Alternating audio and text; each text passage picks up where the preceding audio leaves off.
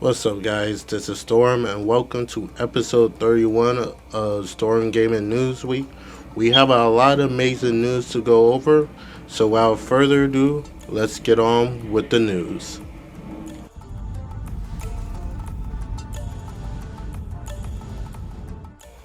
Our first set of news is according to a voice actress called Karina Cantoni, who played at Isabella in Mafia Old Country.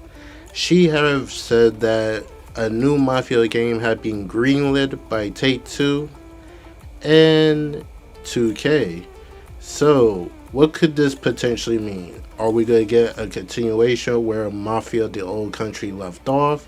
If you have not played Mafia the Old Country, I strongly suggest you play it so you can find out what happened.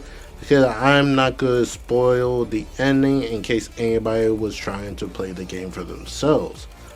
Or could this be an entirely new Mafia game that take place in a different timeline? Or maybe a more modern take on Mafia? Because there have been a lot of people asking for a more modern take on Mafia instead of this like what they begin so far. Like this one was like way back. The other one was in the city, but it was still like old style with the type of cars and stuff. But also, we also do gotta remember we have to take this with a grain of salt because we don't know how credible this is, and I'm sure she signed some type of NDA that she posting out reveal stuff. So it is kind of interesting that she is saying this. But until we find out more, take this with a grain of salt, and we'll keep our ears close to the ground in case anything happens.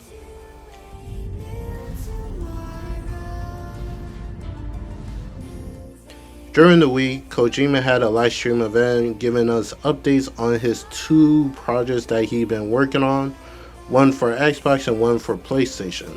The one for Xbox is called OD Knock, which gives off like a horror theme game. And he showed off a new trailer, well, a small little teaser of it, and it's gonna be running on Unreal Engine 5 and something else that's also being used for. But overall, it looks entirely creepy. We didn't get that much details about it. We got some some names of cast members that will be joining the game and stuff. So yeah, it definitely gives out the horror feel, and it's nice to see horror games are making a comeback because we don't really get those that very often. And when I think of a horror game, Kojima, I should say Kojima is probably the best, one of the best to do a horror game and stuff, especially if he is able to make one without no restraint. Like if you let him like run free on how to design these horror games, like because you really think about it, look how he did look at how he did that demo of PT and stuff. And I can only imagine what he could do if like Capcom is like, hey Kojima, we want you to do like a spin-off Resident Evil game. I'm kind of curious how would that look. But besides that, he also gave us an update on another game called Seisent, which is supposed to be like some type of spy espionage type of game, which fits his kind of fits how Kojima made games. Especially he was the guy who was doing the Metal Gear Solid games back in the day. This one is for PlayStation. This one did not have no teaser trailer, but he did show off some three cast members that is going to be joining the game. And for some reason, a lot of people are saying that the main protagonist that you're going to be playing as is Robert Pattinson. I honestly don't know where people got that from, but a lot of people believe this is Robert Pattinson that we're looking at in the picture. But I guess they're going on because there was like some type of photo that Robert Pattinson and Kojima took together. So a lot of people think Robert Pattinson is involved with the game, but we don't know for sure. Kojima didn't reveal who it was. But this could be a very exciting game because we don't. There's not really that much espionage type of games out there currently. Like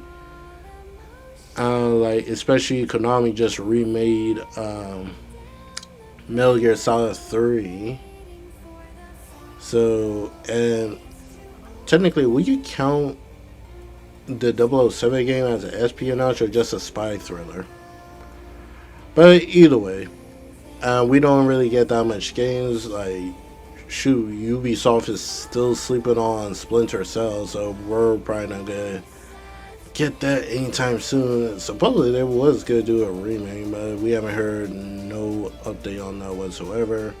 They are coming out with an anime for it, so hopefully if people watch the anime, Ubisoft will see there's still people asking for it for Splinter Cell.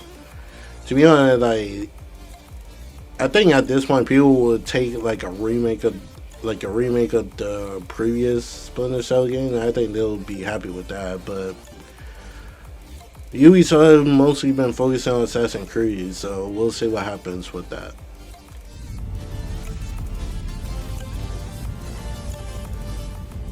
PlayStation has revealed a new merchandise program called Franchise Rewards. Basically, the point of it is to celebrate your in-game achievements with special collectibles. Begin with Ghost rewards from Ghost of Tsushima. With the depending on the trophy you got to be able to get the reward. If you manage to get the trophy, and the other one is you get the platinum of the game, you for Ghost of Tsushima, they're giving you a pin that costs $25. The pin is the platinum trophy of Ghost of Tsushima with the not the trophy platinum, but basically the image of the platinum, and you also get a T-shirt. And they also said Ghost of Yotai will also have this, but those will be revealed at a later date. So, how do we feel about this?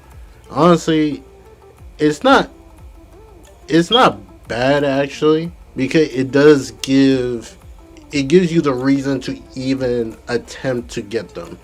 Like, of course, you don't have to get the pin or the T-shirt you don't want it and stuff. But now you just get a more incentive, probably to show off, like, hey, I did it, such and such. Basically, just bragging rights. And the price of it is not that crazy, like, but the shipping prices, I believe I saw people say it was like $13 for shipping.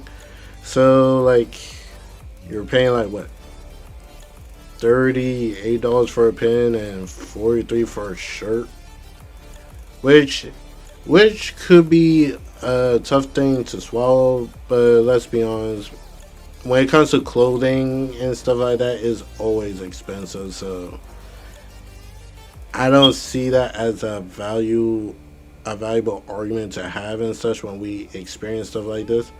But other than that, the reward thing does look pretty cool. I'm kind of hoping that not just Sony first party studios do this. I'm kind of hoping like maybe other third parties could get involved in this and stuff. Like, for example, Final Fantasy 7 Part 3. Like, hey, you get the platinum, you get the sweet shirt or something. Like, and there could be a chance like not all the rewards is gonna be a pin and a shirt. It could be different stuff if they want to do like that. Okay, if anything, I'll probably go for the shirt. And, like, the shirts will probably be nice and stuff to wear. But we'll see how it goes. Most likely, Ghost of Yotai will probably have the same thing as Ghost of Tsushima, but we'll just see. I'm kind of hoping this is not the replacement for the PlayStation Star Awards thing. I'm kind of hoping they're still working on that aspect. I hope this ain't the buy all be all replacement for it, because uh, I rather prefer them bring back PlayStation Stars. Like, just playing games get you points so you can get discounts and stuff. Like I said, we'll see what happens.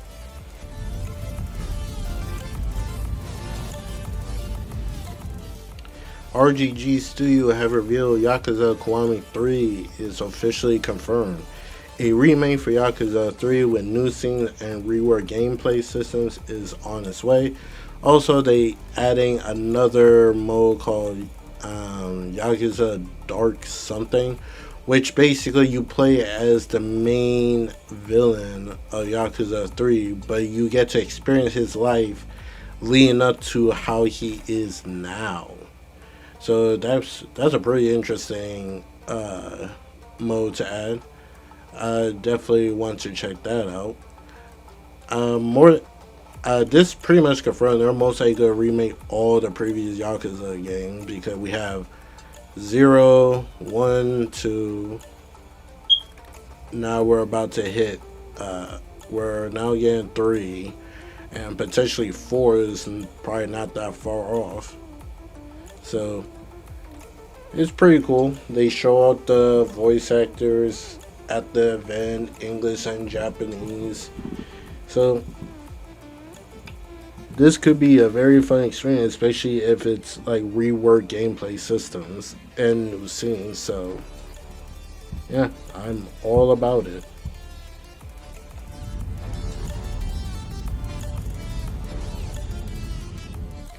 According to a rumor from Xstats 1S, Bethesda is claiming to be targeting a late 2027 launch for Elder Scrolls 6.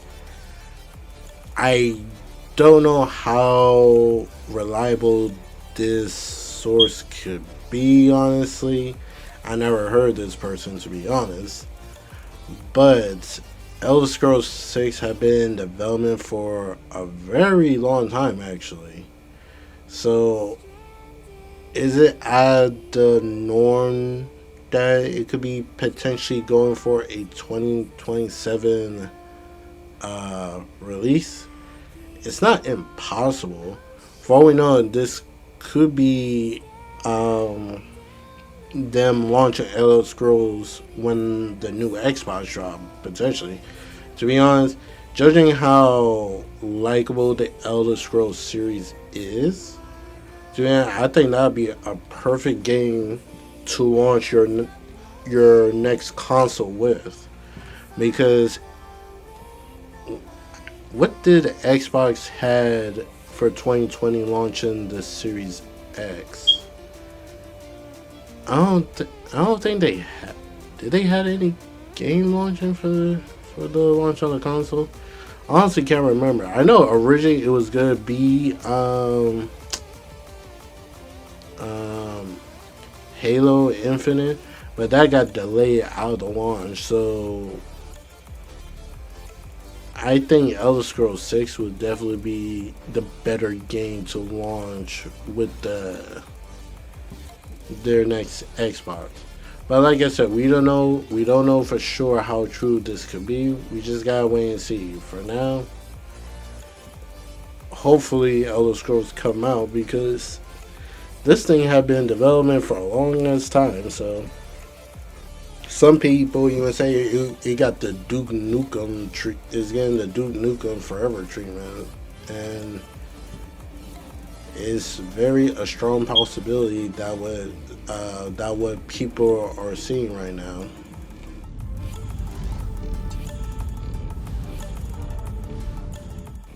For the month of October, PlayStation Plus games, you'll get Alan Wake 2, Ghost Simulator 3, and Cocoon.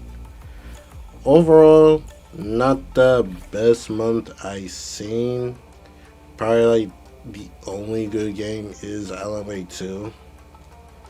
So, unfortunately, this month of PlayStation Plus will be a skip for me. But if you were interested in playing Alan Wake 2, or if you was wanted to try a Ghost Simulator, oh, there you go. You got games to try out. But unfortunately, not a good month for me.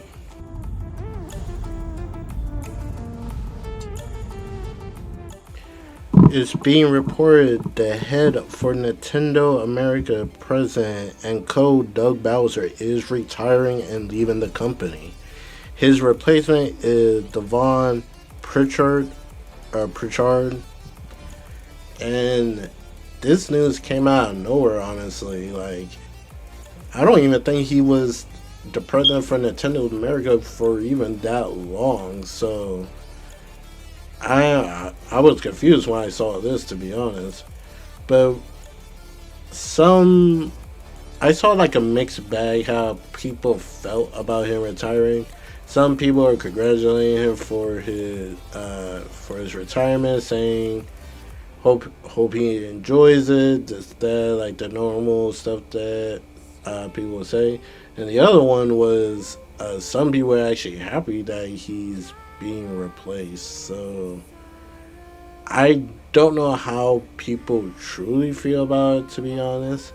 Like, granted, some people didn't really. Uh, some people didn't like. You know what? Nah, I'm not feeling him after that whole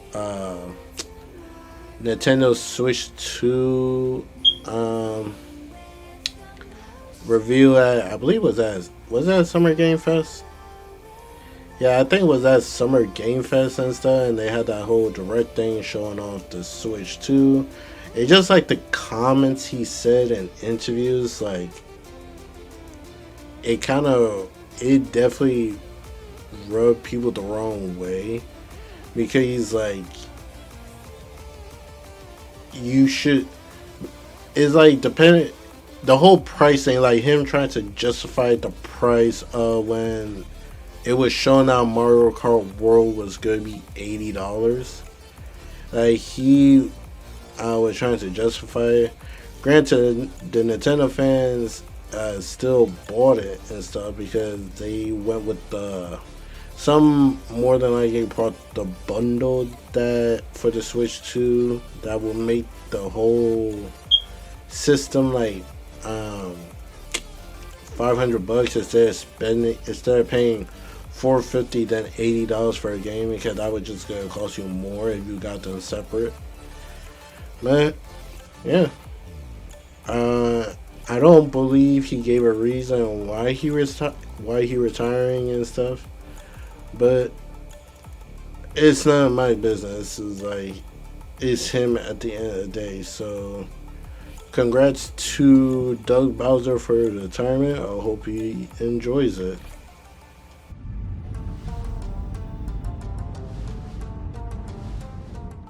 The prices for the ROG Xbox Ally and the Xbox Ally X have now become available and it's up for pre-order in the US and is going to break the bank. The standard Xbox Ally is $600 and the Xbox Ally X is $1,000.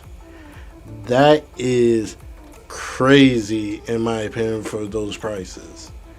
Like the 600 one, alright, that could be manageable and stuff, but $1,000, oh heck nah.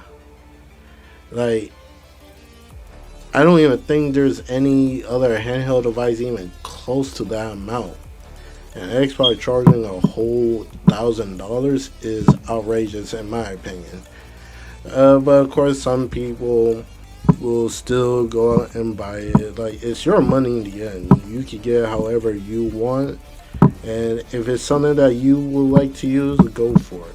But for me, that is outrageous, and it is kind of funny because I have been seeing people posted comments of Phil Spencer saying, Phil Spencer like laughing at the PS5 Pro, saying that they would never charge $1,000 for a device.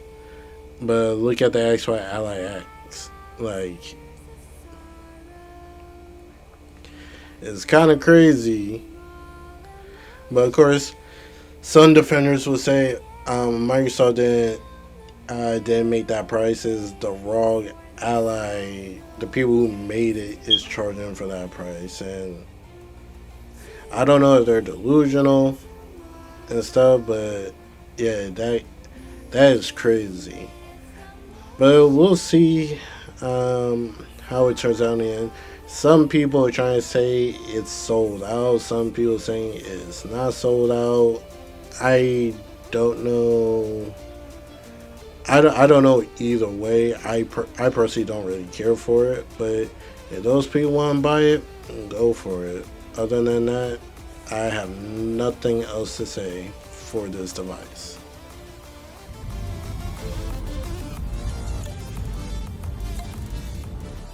Alright, we're gonna end off this video talking about the PlayStation State of Play that happened on September 24th.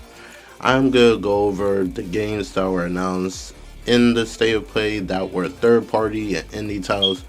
Then I'm gonna go into more detail on the ones that was from PlayStation first party that was shown, and also read the information that was revealed on the PlayStation blog for them.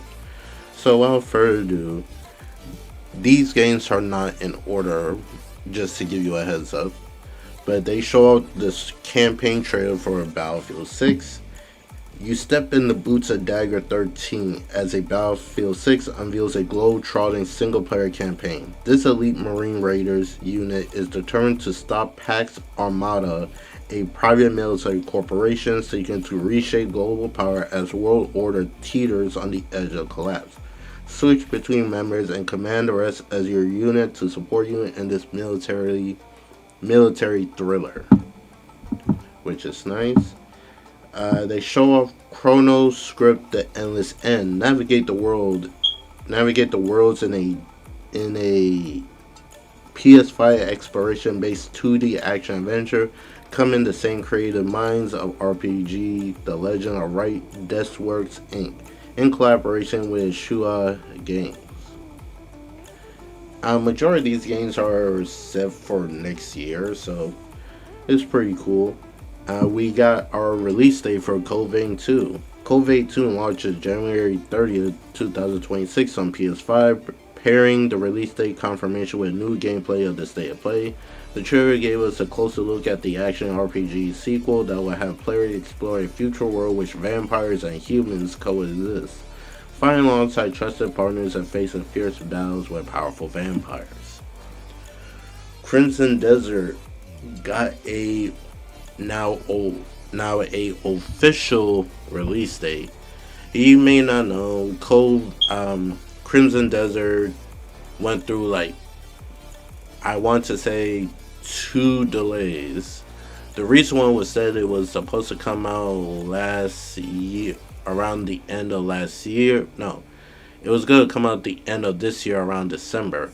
But unfortunately, it got delayed into 2026. But at this state of play, we finally got the official release date for it, which is set to release on March 19th. Deus Ex Remaster was also shown off for PlayStation, that is set to release on February 5th. It's a remastered of the original Deus Ex, looking into Deus Ex Human Revolution and the Mankind Divide to redefine their predecessor control scheme. So that's pretty cool. Koei Tecmo show out they are remastering Dynasty Warrior 3 the complete edition. That is set to release on March 19 next year. For the God of War 20th anniversary, PlayStation has shown out they're going to be releasing a dedicated God of War, basically a God of War Kratos 3 controller. Pre-order are set to go up on October 3rd.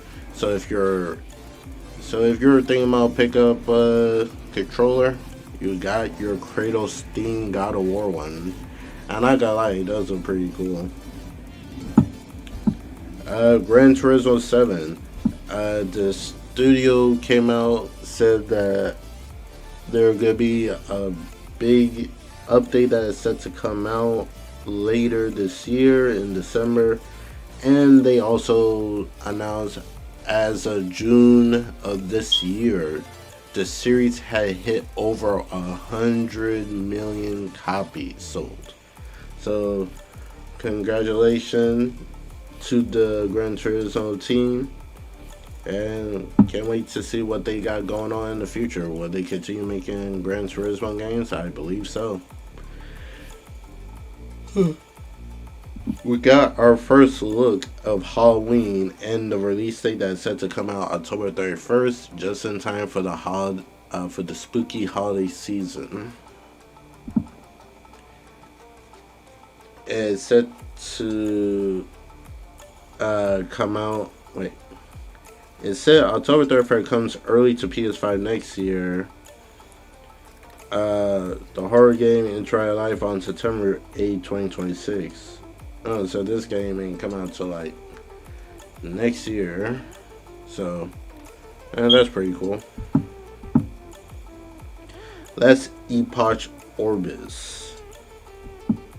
It's like a top-down online co-op game that's set to come out on the PS5, and there's also gonna be an expansion for it, and there is no release date for it yet.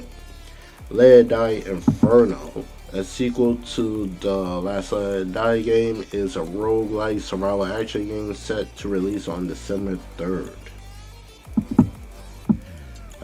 This one was a surprise to me because they showed off Microsoft Flight Simulator that is set to come on the freaking PlayStation on December 8th. So if you're all about like these sim type of games, this could be a good game for you. And surprisingly, there will be a free update for PlayStation VR 2 that is set to come out on 2026. So I think that will increase the immersion of the game even more, which is pretty crazy in my opinion. Like, damn. Neo 3 is set to come out February 6th of next year. I'm definitely going to be looking forward to that. Earlier I did talk about the games that was going to be on PlayStation Plus. PlayStation also revealed that they are launching a PlayStation Pulse Elevate wireless speakers, which you could connect to multiple devices like your PC, your PlayStation, even the PlayStation Portal handheld. It looks pretty cool.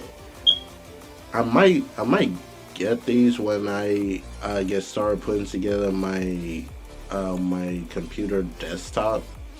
So this could be a cool thing to have.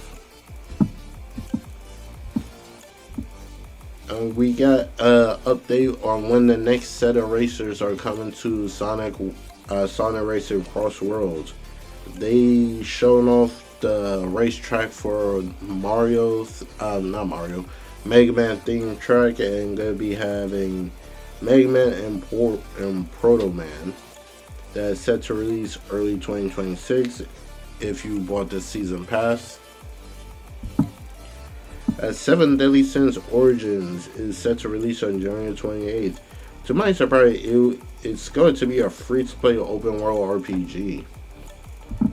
Like I didn't know it was going to be free to play, but yeah, that's pretty cool. They show off a game called Zero Paradas: The Dead Spies. This is made by the studio who did Disco Elysium, which I heard was pretty good and stuff. So I am kind of curious how will this perform after the whole thing. I believe like what is it, like the team left or they would let go or something like that. One of those two.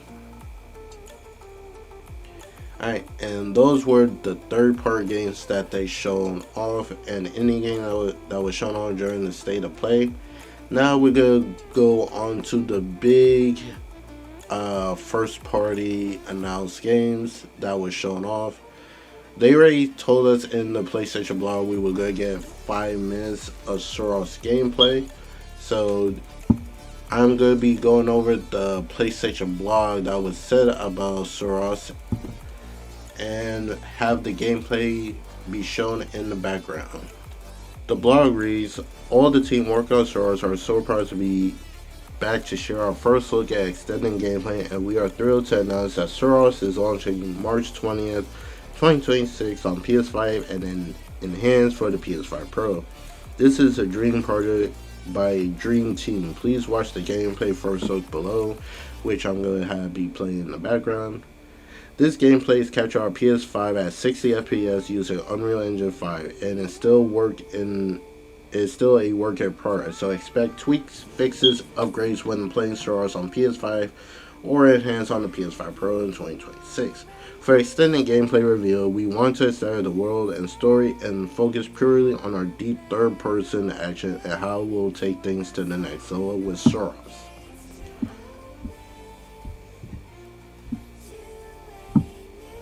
The shapeshifter planet Karakoza. The events of Soros take place on Karakoza, a shapeshifter hostile alien planet on one that changes on every death. That offers a wide variety of environments and enemies for you to encounter in this gameplay. First, we see our protagonist Arjun Devaraj, performed by Rahul Kohli. I'm sorry if I mispronounced the name. Exploring the planet as a total eclipse nears, along with the ways he finds Nitya Chardin, performed by Shinori Ramathan, one of our assembled cast, and a key character. The stunning environment Arjun explores that of a lost ancient civilization fueled by twisted enlightenment of the eclipse. This is just one of the biomes our amazing team on Soros are creating. How our action gameplay has evolved. For our first look at gameplay, we wanted to show a real unedited action gameplay from Soros and then layer by layer detail some of the new enemies we have added on top of the Returnal's award-winning third-person action. Our goal with these new elements have been added to more depth to our gameplay by adding a wider variety of tools. Archer's solitary advanced combat suit allows him to dash, melee, jump, and more. At the start of every run, we will select your loadout from a mix of solitary human weaponry and Karakoja alien weaponry. In this video, Arjun is using the solitary Philocyphorus shotgun to defend himself and melt the hostile machines housed in the lost ancient city. As you can see from our extended gameplay, you can expect spectacular bullet patterns from enemies and brutal weapons used to which fuel the sci-fi power fantasy. Weaponry, and abilities. Let's talk about Arjun's unique abilities.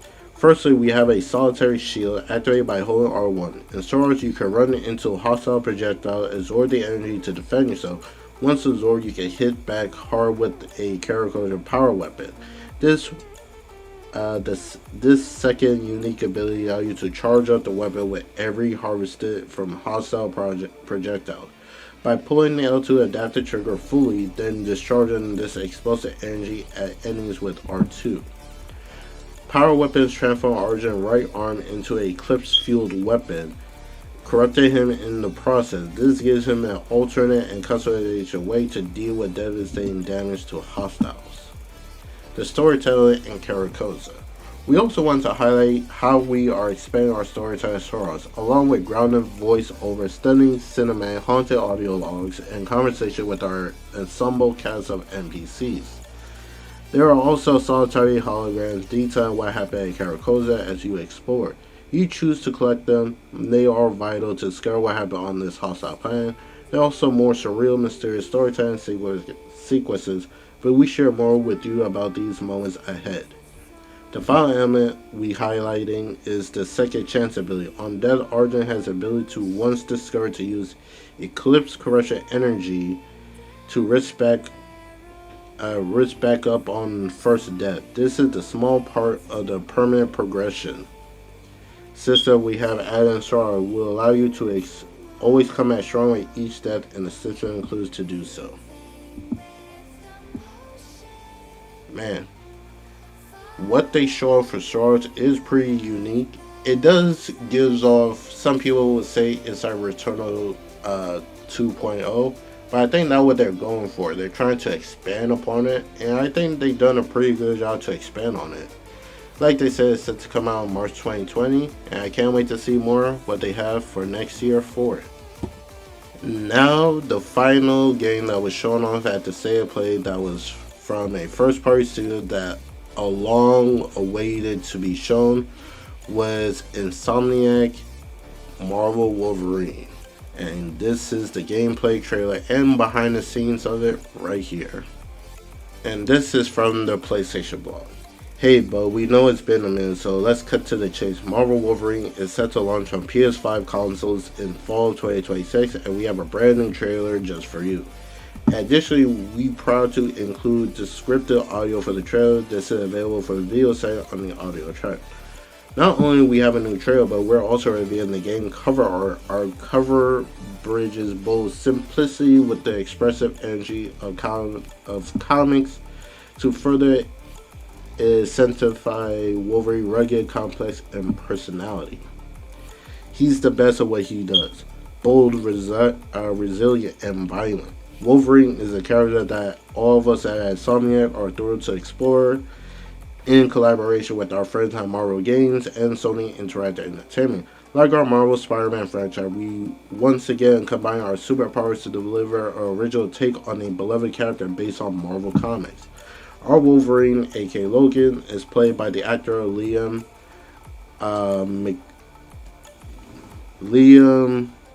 McGlintrey. I probably mispronounced his last name so bad. Please forgive me. But you don't know who he is. He's the guy who played in the show Spartacus. He was I believe he was a villain in the Flash TV series, and he does a lot of other works. He was only Gears 4. He played as Marcus Phoenix's son, JD. So he does have some video game voice acting for his background. It continues to say, who taps into the rage, pain, and nuance of his iconic character in the story. He is on the hunt to uncover the secrets of a dark past that keeps eluding him. Unfortunately, in this world, we'll have to dig his claw deep to pull any shred of information that may lead to answers. Often that means shredding into relentless onslaught of enemies we can aim to stop by any means necessary. Fueled by unflinching resilience and rapid healing factor, Wolverine won't go down easy if it means keeping the mission on task. They also reveal some of the villains that we'll be able to see during the Marvel Wolverine game. They showed off 2 Pacific characters, well, technically 3 you looked at the ending. They showed off Omega Red, Mystique, and Sentinel. But Sonya did say some of the locations that we'll be able to go to, which is Tokyo, Madripoor, and the Canadian Outbacks. So, with those 3 locations, let's start with Tokyo. Who we could possibly see make an appearance in this game that lives in Tokyo? The biggest one that comes to my head is the Silver Samurai. Now, that's a strong possibility that we could be running into him, which would be absolutely amazing. We got to see the Silver Samurai if you watched the show X-Men 97, and if you remember the movie The Wolverine, we got some version of the Silver Samurai. And Mystique, she's a well-known shape-shifting mutant that we always constantly see, so I'm not surprised she's in the game. Omega Red would definitely surprise. But for an enemy in the Canadian Outback, I would have to say we'll probably run into Sabretooth. It wouldn't be a Wolverine game if we didn't have Sabretooth. Or maybe they could throw in the Wendigo. And you remember from the first Wolverine introduction combo, he was fighting against some type of creature called the Wendigo when he ran into the Hulk. Now, speaking of Hulk, he will be an awesome character to have for us to be fighting as in this game. Especially you watch the first reveal trailer for Wolverine when Insomniac announced it, and you look at the back of the bar, there was a Easter egg to Hulk Comic 181, which introduced Wolverine for the first time. And some of the enemies that we got to see in this game, we got to see the Reavers. You don't know who they are. They are cybernet enhanced people that replace limbs with robotics to try to be stronger against mutants. And in this situation, against Wolverine, we got to see the Reavers in the Logan movie and Sentinel. That give us a hint that the Tasks, I believe is also going to be another enemy faction, and also the Hand. So Wolverine is definitely setting up to be an amazing game from Sony, what we got to see. And they also confirmed that we'll be seeing more of Marvel Wolverine in spring of next year, which kind of say that we might be getting a state of play dedicated to it. So I'm absolutely excited to see more Wolverine. I'm going to be posting some screenshots that Insomnia have tweeted out, and they look magnificent. We definitely see Wolverine in different costumes, which, knowing Insomnia, we're definitely going to get a lot more. We're probably going to get costumes from TV shows, movies, and stuff like that. We see him in his X-Men outfit, the cowboy hat one, the one when he's wearing his fur jacket. Overall, I'm truly excited for Marvel Wolverine. This has been a long time waiting, and I'm happy we finally got to see more of it. And I can't wait to see what they got for us in spring. I did a whole reaction to the State of Place. I'll put a link in the description below. But with that being said, that's all I have for you guys today. What do you guys think? Are you guys excited? We finally got to see Marvel Wolverine in action. Was there any other game that you was excited that was shown off in the State of Play? Or are you going to get the Rog Ally Xbox handheld device? Let me know in the comments below. This is Storm, and I'll catch you guys in the next video. Hope you enjoy the rest of your week, and peace out.